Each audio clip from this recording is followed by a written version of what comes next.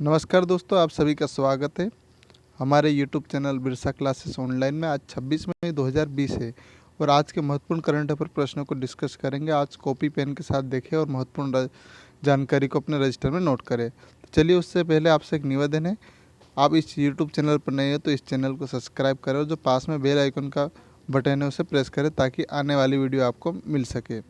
चलिए, कल हमने प्रश्न पूछा था कि हाल ही में साई इंग वेन किस देश की दोबारा राष्ट्रपति बनी है। इसका सही उत्तर है ताइवान।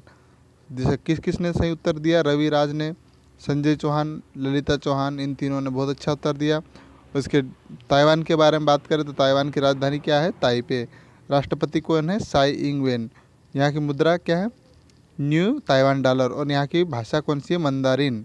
यह ताइवान से संबंधित इतनी जानकारी। और आप भी चाहते हैं आपके प्रश्न का उत्तर यहाँ पर आए तो आपको जो प्रश्न आखिरी में पूछा जाता है उसका उत्तर कमेंट बॉक्स में देना है और आपका प्रश्न का उत्तर भी यहाँ पर आएगा। चलिए, पहले प्रश्न की बात करते हैं।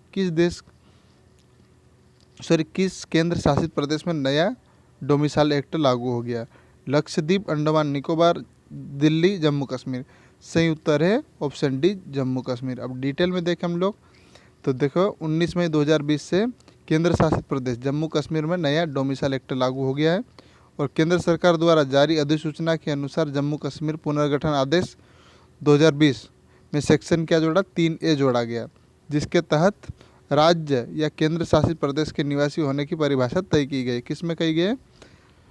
राज्य पुनर्गठन आदेश 2020 में सेक्शन 3A जोड़ा गया। इसमें देखिए क्या है, प्रदेश में स्थानीय नागरिक प्रमाण पत्र की जगह अब डोमिसाइल सर्टिफिकेट जारी करने हेतु 15 दिन का निर्धारित समय किया है। और इस नए डोमिसाइल नियम के अनुसार कोई भी व्यक्ति जम्मू कश्मीर में कम से कम 15 वर्ष तक रहा हो और 10वीं या 12वीं की परीक्षा यहाँ से किसी भी संस्थान से पास कर चुका है तो वह जम्मू कश्मीर का निवासी का पात्र होगा। और नए डोमिसाइल एक्ट के तहत पश्चिमी पाकिस्तानी शरणार्थी, सफाई कर्मचारी और दूसरे राज्यों में शादी करने वाली महिलाओं के बच्चे भी डोमिसाइल के हकदार होंगे। अब जम्मू कश्मीर की बात करें, इसकी राजधानी क्या है? जम्मू और कश्मीर। 5 अगस्त 2019 को इसका गठन हुआ है। इससे अलग लद्दाख हुआ है। यहाँ के मुख्यमंत्री अभी फिलहाल में नहीं है। यहाँ के राज्यपाल कौन है? गिरीश चंद्र मुर्मू है जम्मू कश्मीर के। और देखिए यहाँ पर क्या क्या है, दासिगम राष्ट्रीय उद्यान श्रीनगर में है, हेमिस हाई अल्टीट्यूड राष्ट्रीय उद्यान भी लद्दाख क्षेत्र में और जम्मू कश्मीर दोनों में है, और सलीम अली राष्ट्रीय उद्यान, Kazinag national park, Kishtwar national park, Gulmarg वन्यजीव अभ्यारण्य, नंदिनी वन्यजीव अभ्यारण्य, यह जम्मू कश्मीर में है। यहाँ पर विश्व का दूसरा ऊंचा पर्वत कौन सा है? K2, यह जम्मू कश्मीर में स्थित है। यहाँ की लोकसभा की सीटें अभी, राज्यसभा और कुछ अभी फ़िलहाल में कितनी सीटें है यह निर्णय नहीं हो पाया, इसके कारण अभी खाली दी गई है। अब और जम्मू कश्मीर के बात करें तो यहाँ पर बागलीहार बांध है, पनबिजली चिनाब नदी पर है। दुलहस्ती बांध पनबिजली चिनाब नदी पर भी है। सलाल बांध चिनाब नदी पर है। नींबू बाजुआ डैम सिंधु नदी पर है और उरी बांध झेलम नदी पर। प्रमुख पर्यटन की बात करें तो प्रमुख पर्यटन में अमरनाथ मंदिर, वैष्णो देवी मंदिर, रघुनाथ मंदिर, रणकेश्वर मंदिर, पीर खा, अमर महल म्यूजियम और हजरत बल दरगाह यहाँ पर है। और देखिए, प्रमुख झील की बात करें, डल झील है, नागिन झील है, वुलर झील है, ताजे पानी की झील, मानसरोवर या मनसबल झील, जिसे पक्षियों का स्वर्ग भी कहा जाता है, मानसबल या मानसबल झील को। यहाँ के लोक नृत्य की बात करें हम लोग तो दुम्हल नृत्य, हफीजा, राउफ, हिपात, मदजास, कूद, दांडी नाच, यह यहाँ के प्रमुख लोक नृत्य है। और प्रमुख नदियाँ की बात करें तो यहाँ पर चीनाब, झेलम, सिंधु आदि यहाँ की प्रमुख नदियाँ है। अब देखिए, दूसरे प्रश्न को बात करते हैं। मई 2020 में किस राज्यों में प्रदेश के प्रत्येक पंचायत में श्रम सिद्धि अभियान शुरू किया गया? तो देखिए, छत्तीसगढ़, मध्य प्रदेश, झारखंड, बिहार। इसका सही उत्तर है ऑप्शन बी, मध्य प्रदेश। अब श्रम सिद्धि अभियान मध्य प्रदेश में शुरू किया गया। तो देखिए डिटेल में, मध्य प्रदेश में शुरू किया। तो मध्य प्रदेश की राजधानी क्या है? भोपाल। इसकी स्थापना कब हुई थी? 1 नवंबर 1956 को। मुख्यमंत्री कौन है? शिवराज सिंह चौहान। और राज्यपाल कौन है? लालजी टंडन। और यहाँ पर कान्हा किसली राष्ट्रीय उद्यान, बांधवगढ़ राष्ट्रीय उद्यान, पन्ना राष्ट्रीय उद्यान, पेंच राष्ट्रीय उद्यान, संजय राष्ट्रीय उद्यान, सतपुड़ा राष्ट्रीय उद्यान, यह मध्य प्रदेश में। और मानचित्र में मध्य प्रदेश यह बीच में है। और यहाँ पर कितनी सीटें? लोकसभा की 29, राज्यसभा 11, विधानसभा की 230 और प्लस प्लस एक एंग्लो इंडियन की है, कुल 231 होगी, जो एंग्लो इंडियन सहित 231 कहा जाएगा। और निर्वाचित सदस्यों की तो 230 सीटें हैं मध्य प्रदेश में। अब देखिए डिटेल में और मध्य प्रदेश के बारे में, तो पूर्व में उत्तर प्रदेश है, उत्तर में उत्तर प्रदेश है, पूर्व में छत्तीसगढ़, दक्षिण में महाराष्ट्र, पश्चिम में गुजरात और उत्तर पश्चिम में राजस्थान स्थित है इसके। और मध्य प्रदेश में 6 लोक संस्कृतियाँ हैं। कौन कौन सी? निमाड़, मालवा, बुंदेलखंड, बघेलखंड, महाकौशल और ग्वालियर संभाग, ये लोक संस्कृति है। अब देखिए मध्य प्रदेश का क्षेत्रफल कितना है? 30,82,52 वर्ग किलोमीटर। मध्य प्रदेश का विस्तार देखिए, पूर्व से पश्चिम 870 किलोमीटर और उत्तर से दक्षिण 605 किलोमीटर। मध्य प्रदेश के अन्य नाम क्या क्या है? टाइगर स्टेट, सोया स्टेट, हृदय प्रदेश, मध्य भारत, लघु भारत, नदियों का मायका, सेंट्रल प्रोविंस बरार, ये मध्य प्रदेश के अन्य नाम है। अब तीसरे प्रश्न की बात करते हैं, जलवायु परिवर्तन के लिए विश्व बैंक के प्रैक्टिस मैनेजर किसे बनाया गया? हर्षवर्धन सिंह, राजीव कुमार, आभास झा, राजीव गर्ग। इसका सही उत्तर है ऑप्शन सी, आभास झा। डिटेल में देखें हम लोग तो विश्व बैंक के द्वारा भारतीय अर्थशास्त्री आभास झा को दक्षिण एशिया में जलवायु परिवर्तन और आपदा जोखिम प्रबंधन का प्रैक्टिस मैनेजर नियुक्त किया गया है। वो दक्षिण एशिया क्षेत्र में सार, डिजाइनर, रिस्क मैनेजमेंट और क्लाइमेट चेंज टीम को ग्लोबल प्रैक्टिस सीमाओं से जोड़ने की और एकजुट करने के लिए प्रेरित करने में सहयोग करेंगे, ये इनका कार्य है और ये आभास झा है। अब अगले प्रश्न की बात करें हम लोग, तो उससे पहले विश्व बैंक के बारे में जान ले। वाशिंगटन डीसी इसकी मुख्यालय है, अमेरिका में स्थित है। स्थापना कब हुई थी? 1944 में, ब्रूटस वेट्स सम्मेलन में। इसके प्रमुख कौन है? Davis Malpass. और सीईओ कौन है? अंजुला कांत। मुख्य अर्थशास्त्री अभी बदल गई है, इनका नाम मैं बता दूंगा बाद में आपको। अंतर्राष्ट्रीय पुनर्निर्माण और विकास बैंक को ही विश्व बैंक कहा जाता है। अब अगले प्रश्न की बात करते हैं। हाल ही में भारतीय हॉकी टीम के दिग्गज खिलाड़ी रहे बलवीर सिंह सीनियर का निधन हो गया। उन्होंने हेल्स हॉकी ओलंपिक 1952 में किस देश के विरुद्ध 6-1 से मिली जीत में 5 गोल किए थे, जो कि एक रिकॉर्ड है? दक्षिण कोरिया, ऑस्ट्रेलिया, नीदरलैंड और जापान। इसका सही उत्तर ऑप्शन सी, नीदरलैंड। इन्होंने 6-1 से जो मिली जीत थी उसमें 5 गोल किए थे नीदरलैंड के खिलाफ 1952 में। यह इनका चित्र है। अब देखिए डिटेल में, 25 मई 2020 को भारतीय टीम के दिग्गज खिलाड़ी रहे बलवीर सिंह सीनियर का निधन हो गया। इन्होंने क्या 1948 हेलसिंकी 1952 उपकप्तान रहे और मेलबर्न 1956 में कप्तान रहे और ओलंपिक में भारतीय हॉकी टीम के स्वर्ण पदक जीतने में अहम भूमिका का निर्वहन भी इन्होंने किया था।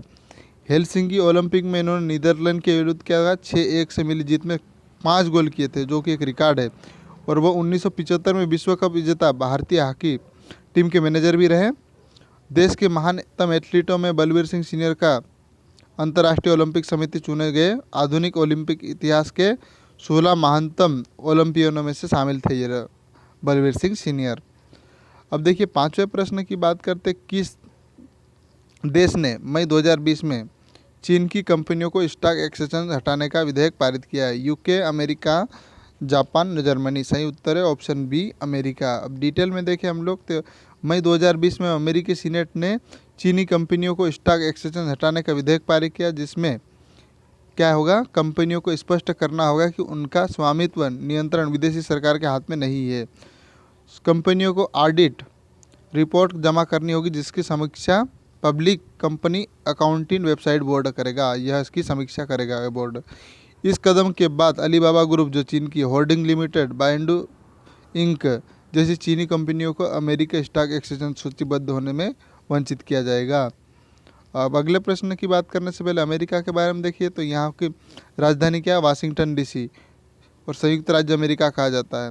डोनाल्ड ट्रंप इसका राष्ट्रपति है, माइक पेंस उपराष्ट्रपति और एक अमेरिकी डॉलर में 75.53 रुपये होते हैं। और विश्व का सबसे छोटा संविधान अमेरिका का, पुराना और लिखित संविधान भी अमेरिका का है। और देखिए ये अमेरिका यहाँ पर स्थित है, तो इसका एक राज्य अलास्का यहाँ पर स्थित है। अब अगले प्रश्न की बात करते हैं, किस स्वास्थ्य मंत्रालय ने ड्रग रेगुलेटरी सिस्टम में सुधार के लिए नई समिति का गठन किया है?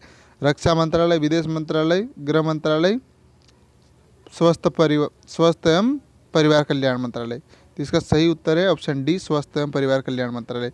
अब डिटेल में देखें हम लोग तो स्वास्थ्य एवं परिवार कल्याण मंत्रालय ने ड्रग रेगुलेटरी सिस्टम में सुधार करने के लिए एक समिति का गठन किया है। इस समिति में 11 सदस्य होंगे, जिसमें एक वरिष्ठ अधिकारी होगा, वैज्ञानिक और दवा उद्योग के प्रतिनिधि भी शामिल होंगे। इस समिति के अध्यक्षता कौन है करेंगे? केंद्रीय स्वास्थ्य मंत्री। कौन है जो संयुक्त राष्ट्र संघ के एक संगठन WHO के एग्जीक्यूटिव चेयरमैन भी बने हैं? डॉक्टर हर्षवर्धन सिंह, हाल ही में जिन्हें बनाया गया है। के स्पेशल ऑन ड्यूटी अधिकारी कौन है? राजेश भूषण, इसकी अध्यक्षता करेंगे। इस समिति को वर्तमान ड्रग रेगुलेटरी सिस्टम की जांच करने और सिस्टम अत्यधिक कुशल बनाने और वैश्विक मानकों के साथ इसे कारगर बनाने के लिए सुधारों के लिए एक सिफारिश देने का काम सौंपा गया है इस समिति को। कौन सी समिति है? Drug regulatory system.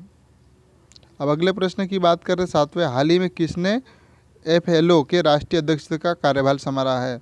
किरण बेदी, जानवी फूकन, बी चंद्रकेला, संजुक्ता पाराशर। इसका सही उत्तर है जानवी फूकन।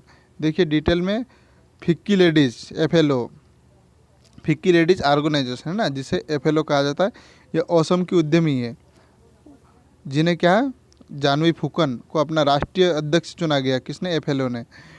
वो उन्होंने वर्तमान राष्ट्रीय अध्यक्ष कौन है? हरजीत सिंह कौर तलवार से 37वें अध्यक्ष के रूप में कार्यभार ग्रहण किया। किसने किया? जानवी फूकन ने। जानवी फूकन राष्ट्रीय अध्यक्ष पद पर रहकर उद्यमिता, समता और पेशेवर उत्कृष्टता के साथ महिलाओं को सशक्त बनाने की काम करेगी। अब फिक्की के बारे में देखिए, फिक्की क्या है? महिलाओं को आर्थिक सशक्तिकरण की दिशा में काम करता है और राष्ट्रीय स्तर पर 17 खंड में 8,000 से अधिक महिलाओं को उद्यमिता और पेशेवरों का प्रतिनिधित्व करता है।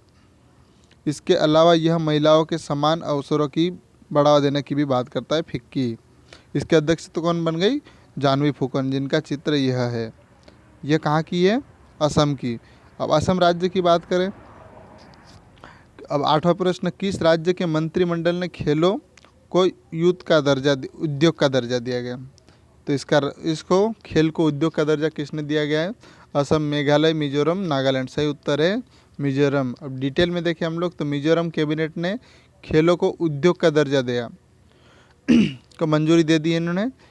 यह कदम खेल क्षेत्र में रोजगार पैदा करने, महत्व बढ़ाने की दिशा में खेलों के अधिक निवेश करने के लिए उठाया गया है। खेल उद्योग का दर्जा देने से खेल क्षेत्र में शामिल खिलाड़ियों और अन्य लोगों की आवश्यकताओं को पूरा करने में राज्य की मदद के लिए उम्मीद है। अब खेलों का दर्जा देने से स्थिरता, उचित पंजीकरण के साथ साथ खेल का प्रबंधन भी सुनिश्चित होगा। इस पहल से खेल और इसके बुनियादी ढांचे के लिए निजी सरकारी खेतों स्रोतों को सब्सिडी और सहायता की सुविधा प्राप्त करने के लिए पात्र होंगे। किसने किया है? मिजोरम ने खेलों को उद्योग का दर्जा दिया। अब आज का आखिरी प्रश्न है, दीदी वाहन सेवा किस राज्य में शुरू हुई है? इसका उत्तर कमेंट बॉक्स में देना है और इस चैनल को सब्सक्राइब करो। वीडियो पसंद आता तो लाइक और शेयर करें और आपको PDF चाहिए तो कमेंट करें, जिससे मैं आपके नंबर पर PDF भेज सकूंगा। मेरा नंबर है, लिखिए, उस पर व्हाट्सअप कर दीजिएगा 9993189834। इस पर आप व्हाट्सअप मैसेज कर दीजिएगा तो आज की PDF मैं आपको व्हाट्सअप कर दूंगा।